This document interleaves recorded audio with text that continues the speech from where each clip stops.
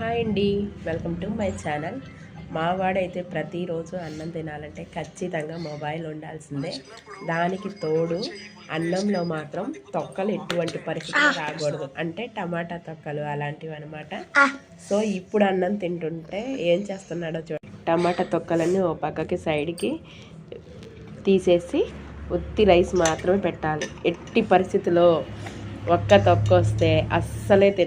మీ పిల్లలు కూడా ఇలానే అయితే ప్లీజ్ కామెంట్ చేయండి, షేర్ చేయండి, సబ్స్క్రైబ్ చేసుకోండి. ఇదిగోండి చూడండి, ఇందాక ముద్ద పెట్టుకునే ముందేమో ఫోన్ పక్కకు పడేశాడు, ఇప్పుడు అన్నం తిని మళ్ళీ ఫోన్ చూస్తున్నాడు అనమాట. కొంచెం కారం ఎక్కువైనా సరే ఇక ఆ రకంగా ఉంటుంది మంట ఆయనకి. మళ్ళీ ఒత్తి అన్నం అనమాట, కూర కలుపుని అన్నాన్ని తింటాడనమాట.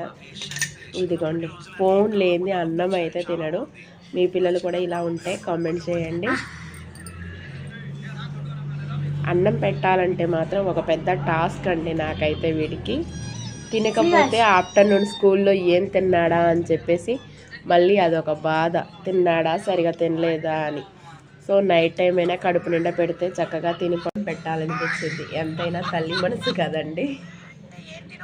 మీ పిల్లలు కూడా ఇలానేనా?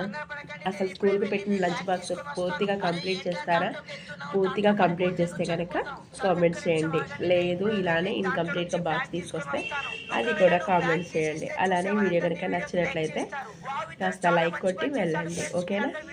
ఇక నాకైతే ఫుల్గా కోల్డ్ అనమాట. సో ఆ కోల్డ్ తగ్గడం కోసం చక్కగా ఎల్లిపాయ కారాన్ని తాలింపు పెట్టిన. సో ఇప్పుడు వేడి అన్నంలో ఎల్లిపాయ కారం వేసుకొని తింటుంటే సూపర్ ఉందన్నమాట. అసలు ఏ కూరలు చేసినా కానీ ఈ జలుబు చేసిన టైంలో కారానికి మించిన టేస్ట్ దేనికి కూడా రాదు. మీరు కూడా ఇలానే అయితే కామెంట్ చేయండి.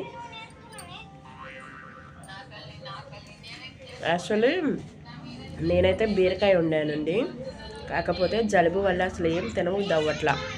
అందుకోసమనే ఎల్లిపాయ కారం దంచాను. ఇంక ఇప్పుడు అదే తింటున్నాను అనమాట.